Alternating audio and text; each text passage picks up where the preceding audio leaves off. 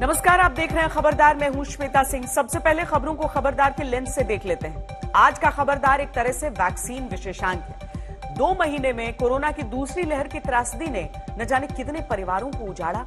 करीब 1,80,000 लोगों की जान गई, लाखों लोग संक्रमित हुए, सैकड़ों बच्चे यतीम हुए। अब तीसरी लहर दरवाजे पर है। कोरोना की तीसरी लहर में बच्चों का क्या होगा, ये सवाल भारत के लिए चुनौती है और उम्मीद का रास्ता दिखाने वाला जवाब ब्रिटेन से आया है। फॉर्मूला वही है, जल्द से जल्द बच्चों को वैक्सीन लगानी है। ब्रिटेन ने फाइजर की वैक्सीन को 12 से 15 साल तक के बच्चों को लगाने की मंजूरी दे दी है। वैक्सीन को लेकर भारत तरह तरह की समस्याओं से घिरा है, लेकिन इस समय भारत की जो पॉलिसी है उसके तहत फाइजर की वैक्सीन यहां भी बच्चों को लगाई जाएगी। आपके बच्चों की सुरक्षा के लिए यह बड़ी खबर है। इसके हर पहलू का विश्लेषण हम करेंगे। इसके साथ ही दिल्ली के एम्स की क्रांतिकारी रिसर्च रिपोर्ट को डिकोड करेंगे, जिसमें आपके काम की बहुत सारी जानकारियां हैं। इस स्टडी के नतीजों के अनुसार जिन लोगों को दोबारा कोरोना इन्फेक्शन हुआ उनमें से किसी की मृत्यु नहीं हुई और जिन्हें वैक्सीन लगी हुई थी उनमें ज्यादा वायरल लोड के बावजूद उनकी मृत्यु नहीं हुई। आज एम्स के निदेशक डॉक्टर रणदीप गुलेरिया की मदद से इस स्टडी पर आपको खबरदार करेंगे। मित्र वही होता है जो विपत्ति के समय काम आए। अमेरिका को जब भारत की जरूरत थी तब भारत उसके साथ खड़ा था। अब भारत के पास वैक्सीन की कमी है तो अमेरिका ने वैक्सीन की 2 ऐसी योजनाओं का ऐलान किया है जिनसे भारत को डबल फायदा होगा। ये अमेरिका का वैक्सीन वाला वासुदेव कुटुंबकम है। हालांकि ये खबर पॉजिटिव भी है और नेगेटिव भी, क्योंकि इसमें वैक्सीन मिलने का संतोष है तो वैक्सीन आपूर्तिकर्ता से वैक्सीन लाभार्थी बनने की टीस भी है। और आपको एक्स्ट्रा खबरदार भी कर देते हैं। खबर यह है कि केंद्र सरकार ने देश में 6 हाईटेक सबमरीन बनाने के प्रोजेक्ट का रास्ता साफ कर दिया है। इस प्रोजेक्ट के लिए राजनाथ सिंह की अध्यक्षता वाली डिफेंस एग्जीबिशन काउंसिल यानी डीएसी ने कंपनियों को शॉर्टलिस्ट कर लिया है। इसे प्रोजेक्ट 75 इंडिया या P75I का नाम दिया गया है। इस पूरे प्रोजेक्ट पर अगले 10 से 12 साल में 45,000 करोड़ रुपए खर्च होंगे और इसके तहत पहली सबमरीन अगले 7 से 8 साल में मिल सकती है। इसके अलावा अन्य साजो सामान के लिए 6,000 करोड़ रुपए की मंजूरी दी गई।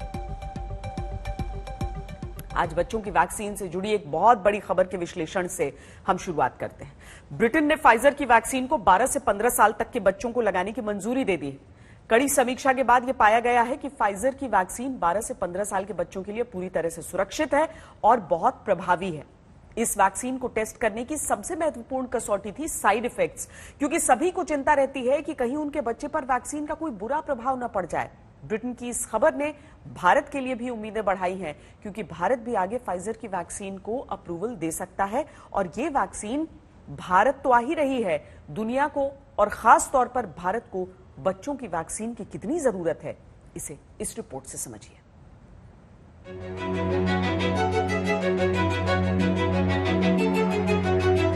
बच्चों को तीसरी लहर से बचाना है तो उन्हें वैक्सीन का कवच पहनाना होगा। इस दिशा में आज ब्रिटेन ने एक बड़ा कदम उठा लिया। वहां बच्चों को कोरोना वैक्सीन देने की मंजूरी दे दी गई। ब्रिटेन की मेडिसिन रेगुलेटरी बॉडी ने यह फैसला लिया है। ब्रिटेन में 12 से 15 साल के बच्चों को वैक्सीन दी जाएगी। बच्चों को अमेरिकी फार्मा कंपनी फाइजर के टीके लगाए जाएंगे। ब्रिटेन में कमीशन ऑन ह्यूमन मेडिसिन के प्रमुख प्रोफेसर सर मुनीर पीर मोहम्मद ने कहा है कि 12 से 15 साल के 2000 बच्चों पर वैक्सीन के प्रभाव की स्टडी की गई थी। वैक्सीन की दूसरी डोज लगने के बाद बच्चों में कोई कोविड केस नहीं आया। नतीजे बहुत पॉजिटिव हैं। वहां के कमीशन ऑन ह्यूमन मेडिसिन के एक्सपर्ट के मुताबिक बच्चों में ट्रायल करते वक्त साइड इफेक्ट्स पर विशेष ध्यान दिया गया है। जो फाइजर की वैक्सीन की बात है, ये रेगुलेटरी अथॉरिटीज डिसाइड करेंगी, पर जैसे उन्होंने इमरजेंसी यूज ऑथराइजेशन दिया है कि अगर आपके ईयू में मिला हुआ है, यूके से, यूएसए से या डब्ल्यूएचओ से, तो तब ऑटोमेटिक ऑथराइजेशन मिल जाएगा। तो उम्मीद तो यही है कि उसी बेसिस पे बच्चों के लिए भी फाइजर वैक्सीन की क्लियरेंस भारत में भी मिल जाएगी, लेकिन ये डिसीजन तो रेगुलेटरी अथॉरिटीज को लेना है। अगर हमें पैंडेमिक से निकलना है तो बच्चों को वैक्सीनेट करना जरूरी है और बच्चे भी एक ग्रुप है जिनको वैक्सीनेट करना पड़ेगा हमें।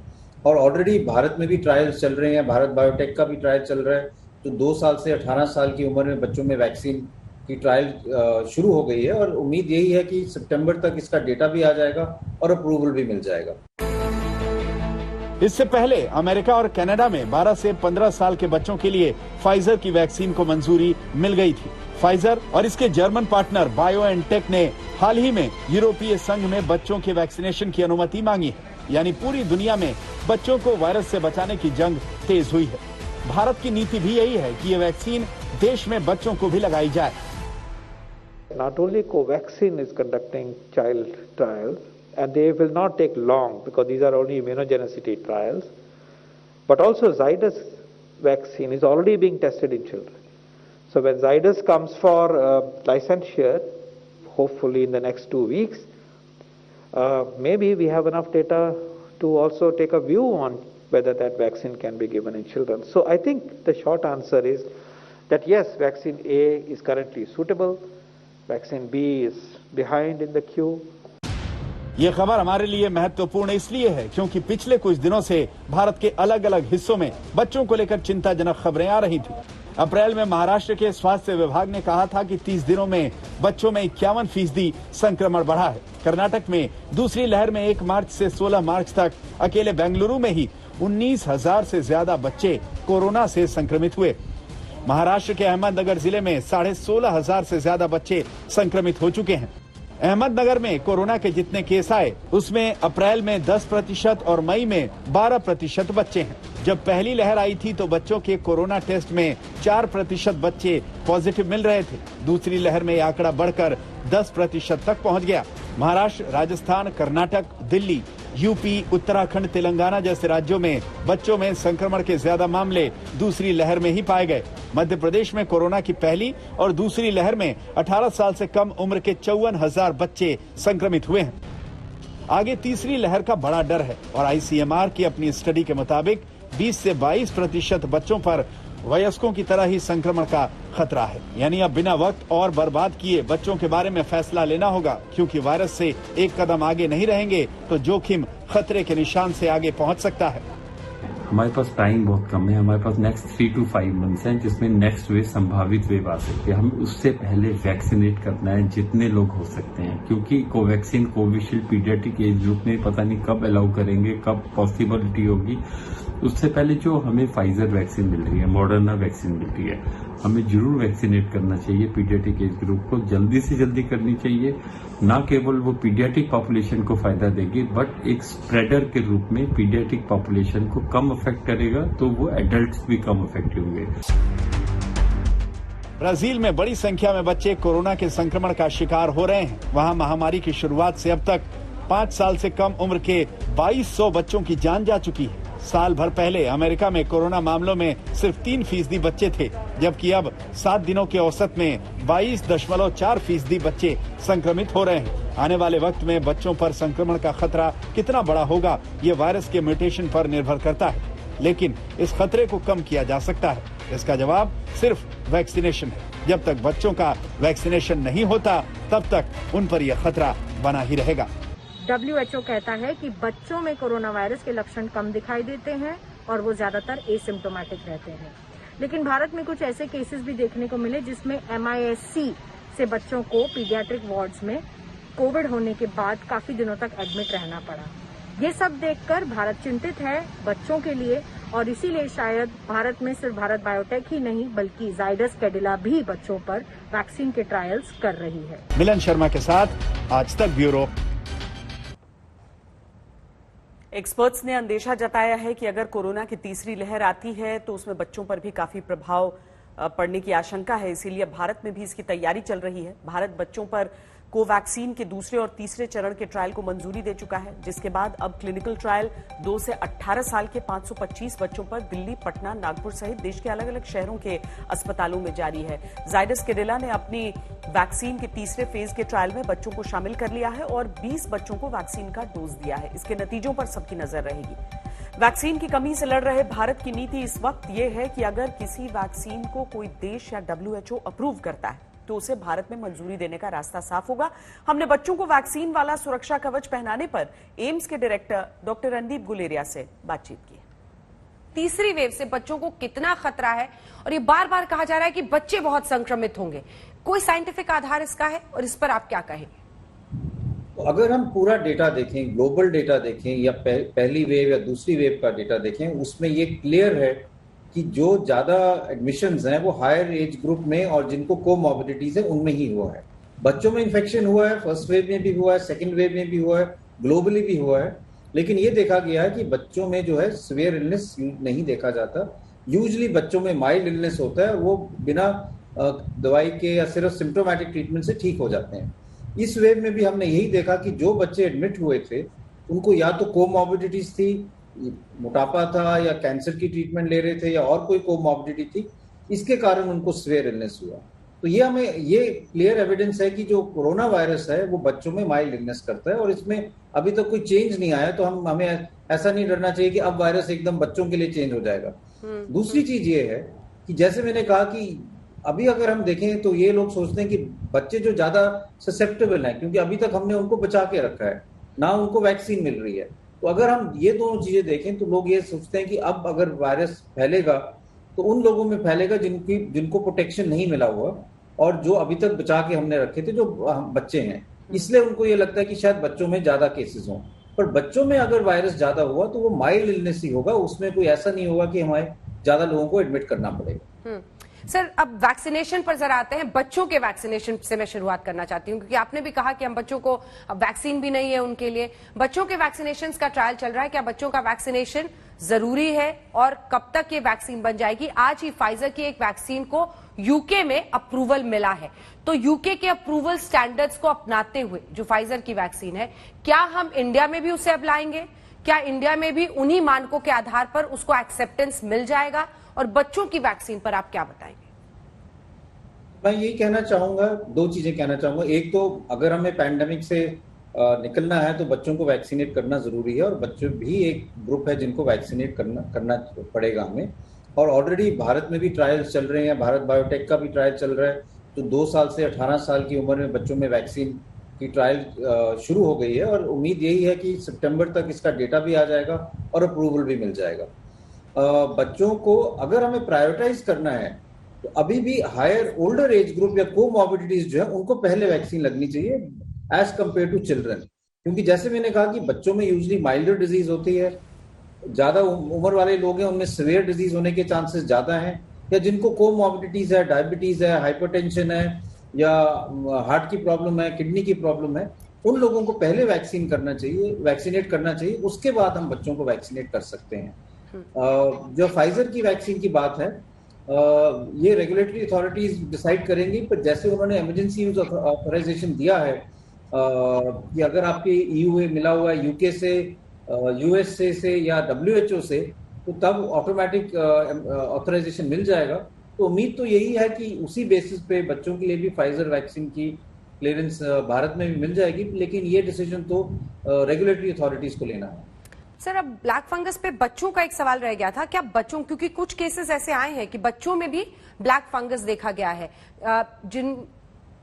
जिन्हें कोरोना कभी नहीं हुआ है, क्या वो भी ससेप्टेबल हो सकते हैं इस ब्लैक फंगस को?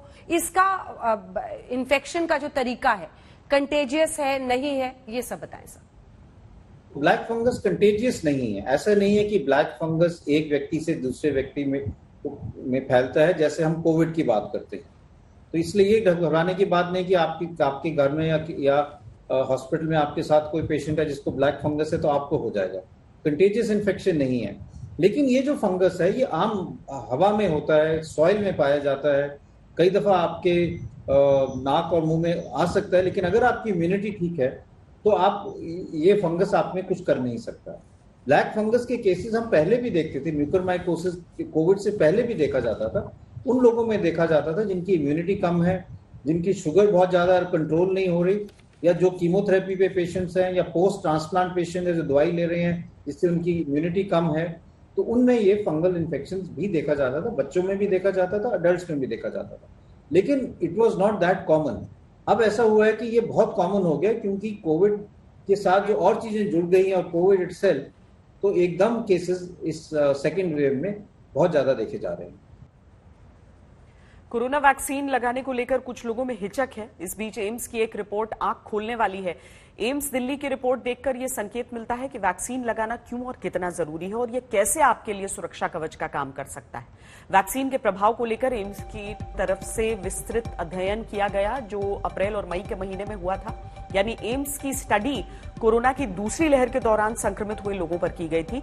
नोट करने वाली बात यह भी थी कि ऐसे सभी लोग वैक्सीन भी ले चुके थे, लेकिन इसके बावजूद कोरोना संक्रमण के शिकार हो गए थे। अप्रैल और मई के दौरान ब्रेक थ्रू इन्फेक्शन पर की गई पहली स्टडी में पता चलता है कि कोरोना वायरस का बहुत ज्यादा वायरल लोड होने के बावजूद इनमें से किसी की भी बीमारी से मौत नहीं हुई। उन्हें बुखार जैसी परेशानी तो आई, लेकिन किसी तरह के घातक हालात का सामना नहीं करना पड़ा। कुल 63 ब्रेक थ्रू इन्फेक्शन के मामलों की जीनोम सीक्वेंसिंग के जरिए स्टडी की गई। इनमें 36 मरीज ऐसे थे जिन्हें वैक्सीन की दोनों डोज दी जा चुकी थी और 27 लोगों को एक डोज दी गई थी। 63 मरीजों में से 10 मरीजों को कोविशील्ड और 53 को कोवैक्सीन लगी थी, लेकिन किसी भी मरीज की मौत नहीं हुई। स्टडी के नतीजे उम्मीद जगाने वाले हैं, क्योंकि वैक्सीन लेने वाले किसी भी मरीज की मृत्यु नहीं हुई। यहां यह भी याद रखना होगा कि स्टडी का सैंपल साइज बहुत छोटा है, इसीलिए इसके पॉजिटिव संकेत ही लिए जा सकते हैं। ये नतीजे उन लोगों में आशा जगा सकते हैं जिनमें वैक्सीन को लेकर थोड़ी हिचक है। हमने एम्स के डायरेक्टर डॉक्टर रणदीप गुलेरिया से इस स्टडी के बारे में बात की। एम्स की एक स्टडी है जो कहती है जो री इन्फेक्टेड हुए हैं उनमें डेथ रेट 0 है। इसके बारे में जरा बताएं विस्तार से। क्या कुछ भी ऐसे केसेस नहीं आए? क्योंकि हम लोगों ने कुछ इक्का दुक्का खबरों में ही जानकारी ली थी, कुछ बड़े लोगों की भी जिन्होंने दोनों वैक्सीन लिए थे, बावजूद इसके उनकी मौत हुई। क्या है ये स्टडी? नहीं, ये तो कहना बिल्कुल सही नहीं होगा कि जिनको री इन्फेक्शन हुआ या ब्रेक थ्रू इन्फेक्शन जो हम कहते हैं, फर्स्ट डोज की वैक्सीन के बाद या सेकेंड डोज की वैक्सीन के बाद उनको सिवियर डिजीज नहीं हुआ या डेथ नहीं हुआ। लेकिन ये डेटा हमारे पास भी है और लोगों का भी है कि अगर हम ये देखें कि जिनको वैक्सीन लगी है तो उनको as a whole milder disease हुई है एज कंपेयर टू दोज जिनको वैक्सीन नहीं लगी थी। जो एम्स की स्टडी है वो तो एक स्मॉल स्टडी है जिसमें ओनली अराउंड 63 लोगों को लिया गया जो इमरजेंसी में आए थे, जिनको कोविड हुआ और जो वैक्सीन लगा चुके थे। उसमें 2-3 चीजें देखी गई। एक तो यही कि उनमें जो स्ट्रेन पाया गया, वो जो स्ट्रेन था, वो जो न्यू वेरिएंट्स हैं जो हम कह रहे हैं, जो इंडिया में पाए गए हैं और जो यूके में पाए गए थे, जिनको अब हम दूसरे नाम से जानते हैं, अल्फा स्ट्रेन और डेल्टा स्ट्रेन, वो वाले जो स्ट्रेन हैं वो ज्यादातर पाए गए और ये देखा गया कि breakthrough infection in strain से हुआ था। लेकिन ये भी देखा गया कि क्योंकि इनको वैक्सीन लगी थी और इनको नए स्ट्रेन से इन्फेक्शन हुआ है, वैक्सीन कामयाब रही और इनको सीवियर इलनेस नहीं हुआ। तो इससे जो मेरी तरफ से जो मुझे लगता है जो हम मैसेज कह सकते हैं वो ये कह सकते हैं कि जो वैक्सीन है वो नए स्ट्रेन से भी प्रोटेक्शन देती है और ये दोनों कोवैक्सीन और कोविशील्ड वाले लोग थे। लेकिन ये कहना सही नहीं होगा कि किसी को सीरियस इन्फेक्शन नहीं हो सकता, क्योंकि ये तो सिर्फ 63 लोगों का डेटा है। ये तो बहुत छोटा सैंपल साइज है जी। भारत में कोरोना वैक्सीन की कितनी भारी किल्लत है ये आप जानते ही होंगे, लेकिन अमेरिका में कोरोना वैक्सीन का स्टॉक भरा पड़ा है और इतना ज्यादा हो गया है कि अमेरिका ने अपने स्टॉक से दूसरे देशों को वैक्सीन सप्लाई करने की 2 योजनाओं का ऐलान किया है। इसमें भारत को भी फायदा होगा। तो पूरी खबर यह है कि 6.5 करोड़ वैक्सीन डोज अन्य देशों को बांट चुके भारत को अब अमेरिका वैक्सीन देगा। दरअसल अमेरिका ने वैक्सीन की 2.5 करोड़ डोज कोवैक्स कार्यक्रम के तहत अन्य देशों को देने का और इसके अलावा मित्र देशों को मदद के तौर पर वैक्सीन देने की 2 स्कीम लॉन्च कर दी है। भारत अमेरिका की इन दोनों ही स्कीम्स का बेनिफिशियरी यानी लाभार्थी होगा। इस बात की जानकारी अमेरिका की उपराष्ट्रपति कमला हैरिस ने फोन पर प्रधानमंत्री नरेंद्र मोदी को दी, जिसके लिए प्रधानमंत्री ने अमेरिका की उपराष्ट्रपति को धन्यवाद दिया है और इस मदद के लिए अमेरिका की सराहना की है।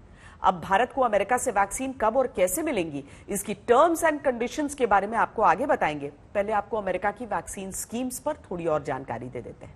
व्हाइट हाउस के बयान के अनुसार 2.5 करोड़ डोज में से 1 करोड़ 90 लाख डोज विश्व स्वास्थ्य संगठन के कोवैक्स कार्यक्रम के तहत अन्य देशों को देगा, जिनमें भारत के साथ नेपाल है, बांग्लादेश, पाकिस्तान, श्रीलंका, अफगानिस्तान जैसे बाकी देश भी शामिल हैं।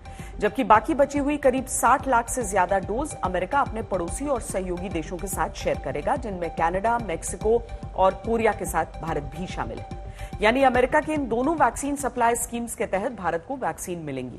ये खबर पॉजिटिव भी है, नेगेटिव भी है। सुकून इस बात का है कि वैक्सीन मिलेगी, लेकिन कभी कोवैक्स स्कीम में वैक्सीन देने वाले वैक्सीन गुरु से वैक्सीन लाभार्थी बनने पर थोड़ी निराशा भी हो सकती है।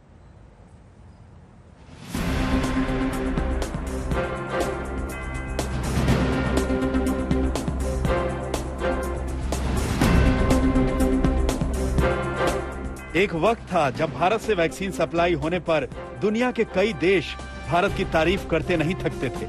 It is to the credit of Prime Minister Modi that our request was considered on merit and the equality of our people was recognized.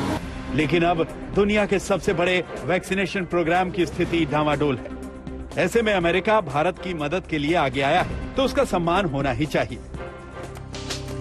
America WHO की कोवैक्स स्कीम के तहत भी और दोस्ती के नाते भी भारत को वैक्सीन देगा। भारत को यह मदद फाइजर और मॉडर्ना की वैक्सीन के रूप में मिलेगी, लेकिन अमेरिका से भारत को कुल कितनी वैक्सीन डोज मिलेंगी इसकी घोषणा अभी नहीं की गई है। हालांकि अमेरिका से वैक्सीन की यह मदद इसी महीने मिलना शुरू हो सकती है। अमेरिका से भारत को यह वैक्सीन किस आधार पर मिलेंगी, इसका जवाब भी व्हाइट हाउस ने दिया है। Judgment we make about where those go is a combination of where there are specific urgent situations where partner countries are facing crises. And so some examples of that include a portion of those doses will go to India, which is obviously dealt with a surge. वैसे America ने जो 2 scheme launch की है, वो दोनों schemes Bharat शुरू करने के बाद बंद भी कर चुका है। बंद करने की वजह सबको पता है। बस अंतर यह है कि अमेरिका ने दुनिया को वैक्सीन दान और मदद के तौर पर देने का ऐलान अपनी 60% से ज्यादा आबादी को वैक्सीन की कम से कम 1 डोज देने के बाद किया और भारत ने 80 से ज्यादा देशों को 6.5 करोड़ वैक्सीन तभी दान या सप्लाई कर दी जब भारत में दुनिया के सबसे बड़े वैक्सीनेशन प्रोग्राम का पहला चरण ही चल रहा था। यानी अमेरिका ने भारत को वैक्सीन देने का फैसला तब किया जब उसके पास वैक्सीन ज्यादा यानी सरप्लस हो गई और अब भी अमेरिका ने उतनी ही वैक्सीन दुनिया को दान में देने की घोषणा की है जिससे उसका खुद का वैक्सीनेशन प्रोग्राम प्रभावित ना हो। Distribution is under 2 categories. A, through COVAX initiative and B, directly to neighbors and partner countries. Now, India will figure in both categories and will get vaccines as per allocation under COVAX and direct supply. और vaccine संकट की इस घड़ी में America न सिर्फ vaccine dose देकर मदद करेगा बल्कि भारत में वैक्सीन उत्पादन बढ़ाने के लिए कच्चा माल भी सप्लाई करेगा। Today, the United States also announced removal of the Defense Production Act, which means no more priority supply will now be required, and this will further smoothen the supply chains for vaccine manufacturing, particularly for AstraZeneca and Novax. इस वक्त भारत में vaccination programme जिस तरह vaccine की कमी से जूझ रहा है, ऐसे में भारत को जहां से भी वैक्सीन मिले उसका स्वागत करना चाहिए, क्योंकि सबसे ज्यादा जरूरी है ज्यादा से ज्यादा लोगों को जल्द से जल्द वैक्सीन लगाना। दिल्ली से गीता मोहन के साथ आज तक ब्यूरो। एक वक्त था जब भारत से वैक्सीन सप्लाई होने पर दुनिया के कई देश भारत की तारीफ करते नहीं थकते थे, लेकिन अब दुनिया के सबसे बड़े वैक्सीनेशन प्रोग्राम की स्थिति डावाडोल है। ऐसे में अमेरिका भारत की सहायता के लिए आगे आया है तो उसका सम्मान होना चाहिए। अमेरिका WHO की कोवैक्स स्कीम के तहत भी और दोस्ती के नाते भी भारत को वैक्सीन देगा। भारत को यह मदद फाइजर और मॉडर्ना की वैक्सीन के रूप में मिलेगी, लेकिन अमेरिका से भारत को कुल कितनी वैक्सीन डोज मिलेंगी इसकी घोषणा अभी नहीं की गई है। हालांकि अमेरिका से वैक्सीन की यह मदद इसी महीने मिलनी शुरू हो जाएगी। अमेरिका से भारत को यह वैक्सीन किस आधार पर मिलेगी इसका जवाब भी व्हाइट हाउस ने दिया है। दरअसल अमेरिका आज वैक्सीन बाकी देशों को देने की घोषणा जरूर कर रहा है, लेकिन इस बात को भी नहीं भूलना चाहिए कि अमेरिका ही वो देश रहा जिसने वैक्सीन के रॉ मटेरियल को भी वैक्सीन उत्पादक देशों को देने से इनकार कर दिया था। वैसे अमेरिका पहला देश नहीं है जिसने भारत को कोवैक्स स्कीम के तहत वैक्सीन देने का ऐलान किया है। इससे पहले मई की शुरुआत में स्वीडन कोवैक्स अभियान के तहत भारत को एस्ट्राजेनेका वैक्सीन की 10 लाख डोज देने की घोषणा कर चुका है। उम्मीद है कि अब आप समझ गए होंगे कि फाइजर और मॉडर्ना को क्षतिपूर्ति की जिम्मेदारी से छूट देने से मना कर चुका भारत अब विदेशी वैक्सीन कंपनियों को ये छूट देने के लिए क्यों तैयार है। अब हम आपको उस कोवैक्स स्कीम के बारे में बताते हैं जिसमें भारत पहले दान करता था लेकिन अब लाभार्थी है। इस स्कीम का लक्ष्य कोरोना वैक्सीन की 200 करोड़ डोज इस वर्ष के अंत तक अलग अलग देशों में फ्री सप्लाई करना है। ये स्कीम विश्व स्वास्थ्य संगठन के समर्थन से चल रही है जिसमें वैक्सीन सप्लाई का जिम्मा यूनिसेफ के पास है। इस स्कीम का मकसद उन देशों में तेजी से कोविड-19 वैक्सीन उपलब्ध करवाना है जो अपने दम पर इस महामारी से मुकाबला नहीं कर सकते। इस स्कीम के तहत 122 देशों को अब तक 6 करोड़ से ज्यादा वैक्सीन डोज सप्लाई की जा चुकी है। इस कोवैक्स स्कीम में भारत दोहरी भूमिका में है, यानी भारत इस योजना के तहत वैक्सीन का आपूर्तिकर्ता भी है और लाभार्थी भी है। यही वजह है कि अमेरिका ने भारत को कोवैक्स के तहत वैक्सीन देने का फैसला किया है। हालांकि इससे पहले भारत इस स्कीम के जरिए कई देशों को करोड़ों डोज मुफ्त में दे चुका है, लेकिन भारत में कोरोना की दूसरी लहर और वैक्सीन की कमी ने कोवैक्स स्कीम को भी झटका दिया है। रिपोर्ट्स के अनुसार भारत से वैक्सीन सप्लाई रुकने की वजह से कोवैक्स स्कीम में 1 करोड़ 40 लाख वैक्सीन डोज की कमी हो गई है। अप्रैल में वैक्सीन एक्सपोर्ट बंद होने से पहले तक भारत का सीरम इंस्टीट्यूट इस स्कीम के तहत वैक्सीन देने वाला सबसे बड़ा सप्लायर था। सीरम इंस्टीट्यूट को कोवैक्स के तहत 100 करोड़ वैक्सीन डोज अन्य देशों को अगस्त 2021 तक दान के रूप में एक्सपोर्ट करने थे। सरकारी डेटा के अनुसार सीरम इंस्टीट्यूट ने अप्रैल 2021 तक 95 देशों को कुल 6 करोड़ 62 लाख डोज एक्सपोर्ट किए, जिनमें से सिर्फ 1 करोड़ 98 लाख डोज ही कोवैक्स प्रोग्राम के तहत सप्लाई किए। इसके अलावा भी भारत ने करीब 1 करोड़ 70 लाख डोज 48 देशों को दान के रूप में दी, लेकिन अब भारत में वैक्सीन की कमी हुई और भारत को दूसरे देशों से वैक्सीन खरीदनी पड़ रही है और कोवैक्स के तहत भी लेनी पड़ रही है। अमेरिका अब कोरोना वैक्सीन के प्रति पूरी दुनिया के साथ उदार नीति दिखा रहा है और चीन के खिलाफ आक्रामक हो रहा है। अमेरिकी राष्ट्रपति जो बाइडेन अपनी खुफिया एजेंसियों को 90 दिनों के अंदर कोरोना वायरस की उत्पत्ति की जानकारी जुटाने का आदेश दे चुके हैं। सिर्फ अमेरिका ही नहीं बल्कि भारत समेत पूरी दुनिया जानना चाहती है कि क्या यह वायरस चीन की वुहान लैब से निकला। इस सवाल का जवाब मिलना क्यों जरूरी है, इसका अंदाजा अमेरिका में Texas children hospital for vaccine development के सह निदेशक पीटर हुटेज के बयान से लगता है, जिन्होंने कहा है कि अगर यह पता नहीं लगता कि महामारी की शुरुआत कहां से हुई तो इससे दुनिया पर भविष्य में इस तरह के कहर की आशंका बढ़ती है। हुटेज ने कहा कि जब तक हम ये न जान लें कि कोविड-19 कहां से पनपा, तब तक आगे कोविड-26, कोविड-32 का सामना भी करना पड़ सकता है। यानी अगर कोरोना वायरस के फैलने में चीन की कोई साजिश है तो उसका पर्दाफाश होना जरूरी है। और अब यह थ्योरी मजबूत होती जा रही है कि कोरोना वायरस चीन की वुहान लैब से लीक हुआ। यह शक इतना गहरा हो चुका है कि जो लोग पहले लैब लीक थ्योरी को नकार रहे थे वो भी अब इस थ्योरी की जांच की मांग कर रहे हैं। विश्व स्वास्थ्य संगठन ने महामारी की शुरुआत में वुहान लैब थ्योरी को नकार दिया था, लेकिन अब वो भी मान रहा है कि वायरस वुहान के लैब से निकला हो सकता है। यहां तक कि अमेरिका के राष्ट्रपति जो बाइडेन के हेल्थ एडवाइजर डॉक्टर फाउची ने भी जिस कोरोना वायरस को प्राकृतिक बताया था, उन्होंने भी अब लैब लीक की थ्योरी की जांच को जरूरी बताया है। पूर्व अमेरिकी राष्ट्रपति डोनाल्ड ट्रंप, जो राष्ट्रपति रहते कई बार कह चुके हैं कि कोरोना महामारी के लिए चीन जिम्मेदार है और उसके खिलाफ जांच होनी चाहिए, ट्रंप अब भी अपने दावे पर कायम है। फेसबुक, ट्विटर जैसे सोशल मीडिया प्लेटफॉर्म्स पर तो वो बैन है, लेकिन उन्होंने एक बयान जारी करके अपना आरोप दोहराया है और कहा है कि अब हर कोई यहां तक कि तथाकथित दुश्मन ने भी कहना शुरू कर दिया है कि डोनाल्ड ट्रंप वुहान लैब से निकले चीनी वायरस के बारे में सही थे। चीन को अमेरिका और दुनिया को कोरोना से मौत और विनाश के लिए $10 ट्रिलियन का भुगतान करना चाहिए। यानी जब हर कोई लैब लीक थ्योरी को नजरअंदाज कर रहा था, तब डोनाल्ड ट्रंप थे जो पहले दिन से कोरोना वायरस की उत्पत्ति को लेकर चीन पर उंगली उठा रहे थे और आज भी उठा रहे हैं। हम आपको ट्रंप का वो बयान सुनवाते हैं जिसमें उन्होंने कोरोना को चाइनीज वायरस कहने की वजह बताई थी। Why do you keep calling this the Chinese virus? Why do you keep using this? Because it comes from China. Racist. It's not racist at all. No, not at all. It comes from China. That's why. It comes from China. I want to be accurate. As you know, China tried to say at one point, maybe they stopped now, that it was caused by American soldiers. That can't happen. It's not going to happen. Not as long as I'm president. It comes from China. वैसे America में भी दोहरे मापदंड वाले लोगों की कमी नहीं है। ट्रंप कहते थे तो बहुतों को ऐतराज था, जो बाइडेन कहते हैं तो जांच की बात तक हो रही है। बहरहाल ट्रंप जो दावा कर रहे हैं और कह रहे हैं कि कोरोना वायरस वुहान लैब से लीक हुआ या जानबूझकर लीक किया गया, उस दावे की पुष्टि करने वाले कई खुलासे सामने आ चुके हैं। यही वजह है कि राष्ट्रपति जो बाइडेन को भी अब इसकी जांच करवाने की जरूरत महसूस हो रही है। और वैसे भी अगर वुहान लैब में किसी गलती से वायरस फैला तो यह कोई पहली बार नहीं होगा।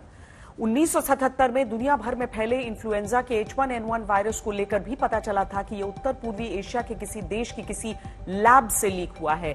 तब कुछ वैज्ञानिकों ने रूस और चीन पर शक जाहिर किया था, लेकिन यह साबित नहीं हो पाया था। इसके अलावा कई बार लैब्स में वायरस और बैक्टीरिया के लीक होने की घटनाएं हो चुकी हैं, लेकिन उसे वक्त रहते कंट्रोल किया गया।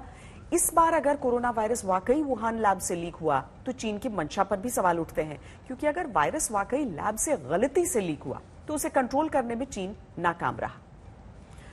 चीन से फैला कोरोना वायरस दुनिया भर के लिए संकट बना हुआ है, लेकिन भारत के सामने संकट सिर्फ वायरस का नहीं है।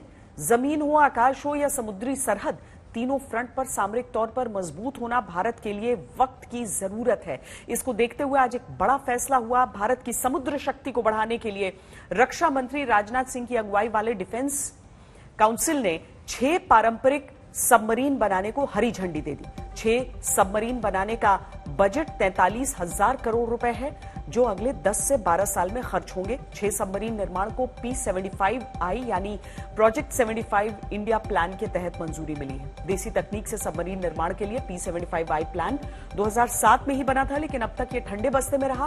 भारत ने आज जिस 6 सबमरीन प्लान को बनाने को मंजूरी दी है, वो स्ट्रेटेजिक पार्टनरशिप मॉडल के तहत पहला निर्णय है। इस स्ट्रेटेजिक पार्टनरशिप मॉडल में निजी क्षेत्र की कंपनियां मेक इन इंडिया प्रोग्राम के तहत सबमरीन निर्माण के काम में लगेंगी। 6 सबमरीन बनाने के लिए मंजूरी मिल गई है, लेकिन इस प्लान में पहली सबमरीन बन के तैयार होने में 7 से 8 साल लग जाएंगे।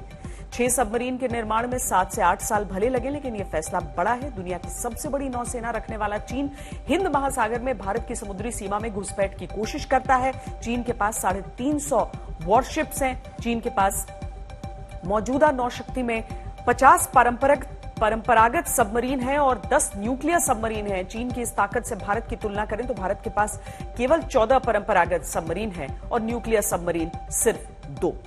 अनुमान के अनुसार लगातार छठी बार आरबीआई ने अपनी पॉलिसी रेट्स में किसी तरह का बदलाव नहीं किया। साथ ही अप्रैल जून में लगाए गए लॉकडाउन के मद्देनजर आरबीआई ने विकास दर का अनुमान घटा दिया है। आरबीआई का मानना है कि बेहतर मानसून और बंपर पैदावार से अर्थव्यवस्था पटरी पर लौट सकती है। आरबीआई ने लगातार छठी बार रेपो और रिवर्स रेपो रेट में कोई बदलाव नहीं किया है।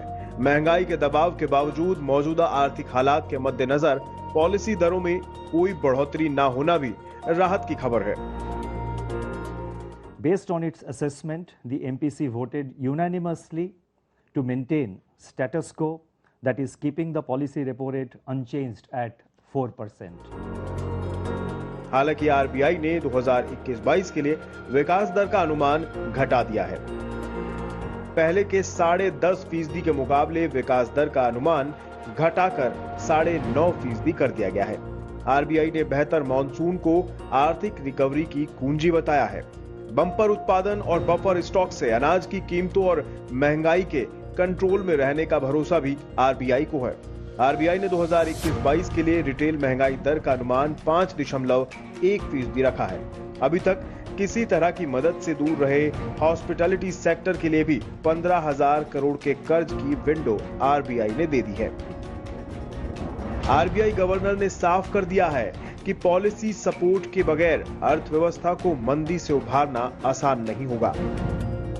On balance, the MPC was of the view that at this juncture, policy support from all sides is required to gain the momentum of growth that was evident in the second half of 2021 and to nurture the recovery after it has taken root.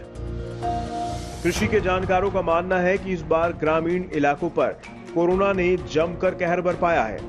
इससे वहां पर आर्थिक हालात बेहद नाजुक हो गए हैं। ऐसे में सरकार को ग्रामीण इलाकों को भी आर्थिक मदद देनी चाहिए। यह अनुमान मौजूदा हालात के आधार पर लगाए जा रहे हैं। अगर कोरोना की तीसरी लहर आ गई तो ये सभी अनुमान ध्वस्त हो सकते हैं। जाहिर है अभी देश में केवल 22 करोड़ लोगों को वैक्सीनेशन हुआ है। ऐसे में कोरोना का खतरा टले बगैर किसी भी तरह के अनुमान का खरा उतरना मुश्किल होगा। ब्यूरो रिपोर्ट, आज तक। कोरोना की दूसरी लहर में लोन डिफॉल्ट के मामले तेजी से बढ़ गए हैं। इसके साथ ही क्रेडिट कार्ड का भुगतान करने में भी ग्राहकों को मुश्किल पेश आ रही है। हालात इतने खराब हैं कि गोल्ड फाइनेंस कंपनियों के पास गिरवी रखे सोने का ब्याज भी लोग नहीं चुका पा रहे।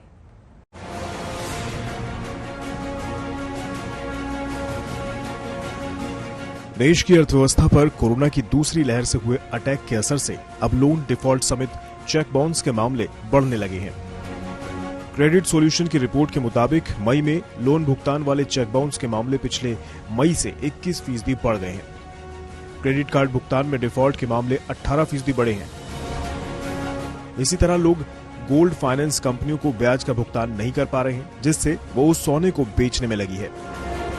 जनवरी मार्च में मणिपुरम फाइनेंस ने $5.5 करोड़ का सोना नीलाम किया, जबकि उससे पहले अप्रैल से दिसंबर तक 9 महीनों में केवल $1.1 करोड़ का सोना मणिपुरम ने बेचा था। इन आंकड़ों से साफ हो जाता है कि पहली लहर में नुकसान उठाने वालों के पास अब कर्ज चुकाने के लिए रकम ही नहीं बची है। जब वो घर ही मुश्किल से चला पा रहे हैं तो फिर लोन का भुगतान कैसे करेंगे?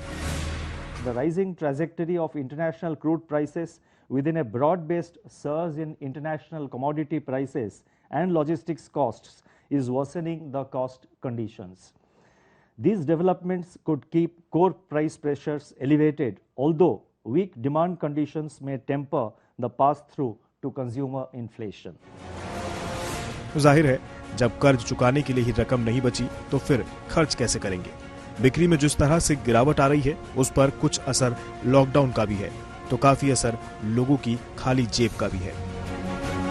कपड़ों और ब्यूटी प्रोडक्ट्स समेत तमाम तरह की रिटेल बिक्री में गिरावट आई है। रिटेलर्स एसोसिएशन का दावा है कि रिटेल बिक्री में 49% की कमी आई है। इसी तरह अप्रैल में कार बाइक की बिक्री मार्च के मुकाबले 30% गिरी है और वहीं मई में 60% लुढ़क गई है। हालांकि अब अनलॉक के साथ ही कारोबार जगत को उम्मीद है कि बुरी खबरों का दौर बंद होगा और अच्छी खबरें आनी शुरू हो जाएंगी। इंडस्ट्री थोड़ी डाउन हुई, लेकिन फिर भी इंडस्ट्रीज काम कर रही हैं।